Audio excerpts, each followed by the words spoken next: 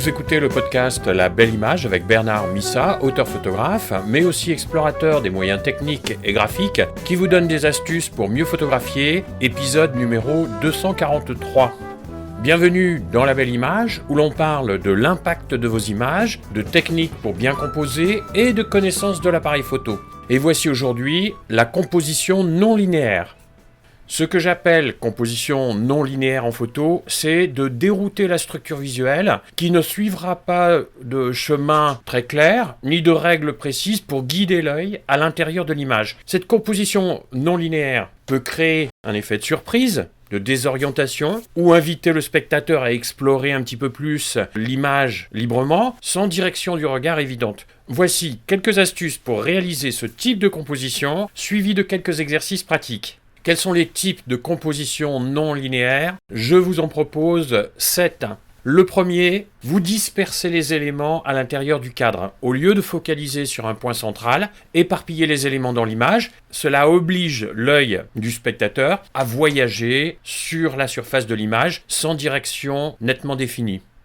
Le deuxième type de composition non linéaire, ce sont les mélanges d'échelles. Vous intégrez des objets de taille contrastée, sans hiérarchie évidente, ce qui va rendre la perception de la profondeur un peu confuse. Troisième type de composition non linéaire, c'est l'utilisation de cadres au pluriel dans le cadre, plusieurs cadres dans le cadre. Vous encadrez des éléments à différents endroits de l'image, ce qui va créer plusieurs points d'intérêt qui n'auront pas forcément de connexion logique entre eux. On verra dans l'exercice un exemple. Le quatrième type de composition non linéaire, c'est la juxtaposition d'éléments inattendus. Vous mettez en scène des objets ou des textures qui ne se côtoient pas habituellement, ce qui va rompre avec les attentes visuelles auxquelles le spectateur est naturellement préparé. Cinquième type de composition linéaire, un angle et une perspective non conventionnelle. Vous changez de point de vue pour que l'image paraisse fragmentée, par exemple, en inclinant l'appareil photo, autre exemple, ou en cadrant partiellement les sujets.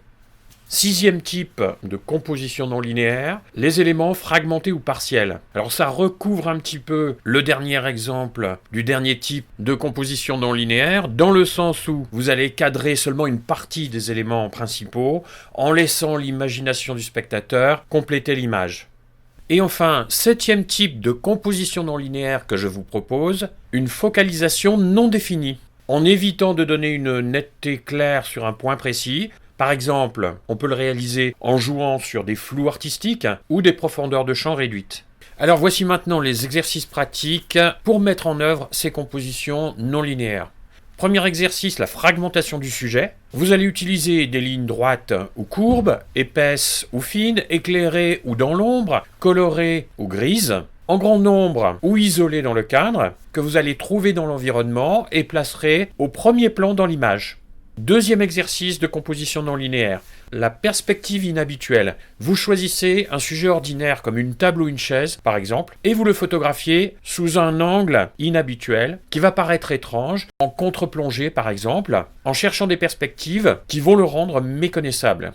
Le troisième exercice de composition non linéaire, la photo des reflets. Vous allez utiliser des miroirs ou des surfaces réfléchissantes. Les reflets vont ajouter des perspectives différentes au reste de l'image et vous obtiendrez ainsi une composition non linéaire.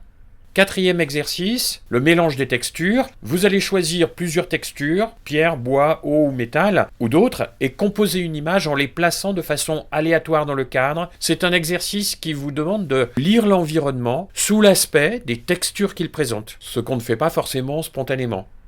Cinquième exercice, les cadres dans le cadre. Vous allez utiliser des fenêtres, des portes ou d'autres éléments pour encadrer différentes parties d'un paysage, d'une rue ou d'un sujet et créer de cette manière une composition qui va diviser l'image en plusieurs espaces sans hiérarchie particulière.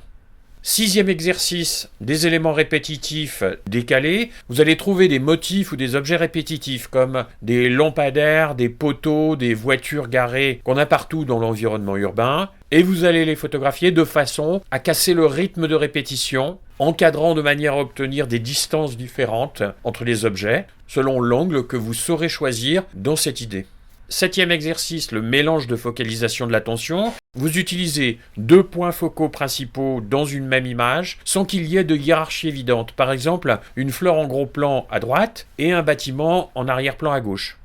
8e exercice, le cadrage partiel. Vous sélectionnez un objet et n'en capturez qu'une portion qui va se révéler un peu étrange ou incomplète. Par exemple, vous photographiez uniquement les pieds d'une statue ou le coin d'un tableau. Et 9e exercice que j'ai à vous proposer, la surimpression d'images. Si votre appareil permet de superposer 2 photos, essayez de combiner 2 scènes contrastées, comme par exemple une rue animée et une nature morte, de manière à créer une composition fragmentée. Ces exercices ont pour but d'explorer des compositions plus libres, qui vont encourager un peu d'audace et ouvrir sur certaines créations, tout en élargissant votre palette d'expression photo. Un bon moyen de s'assurer que nous sommes en train de créer une composition non linéaire, c'est de se demander, est-ce que cette image est un peu déroutante? Et si la réponse est oui, on sait tout de suite de quel type de composition on est en train de se servir. La Belle Image est publiée chaque lundi et vous propose des techniques, des astuces, des idées et des moyens de composition dans le but de développer votre expression photo et de donner plus d'impact à vos images. N'hésitez pas à me laisser un commentaire ou une question pour me faire part de ce qui vous intéresse le plus à développer dans votre pratique de la photo. Si vous ne l'avez pas déjà fait, vous pouvez télécharger le manuel de composition en cliquant sur le bouton placé sur la page de l'épisode. Je vous souhaite une bonne semaine de prise de vue et je vous dis à lundi prochain.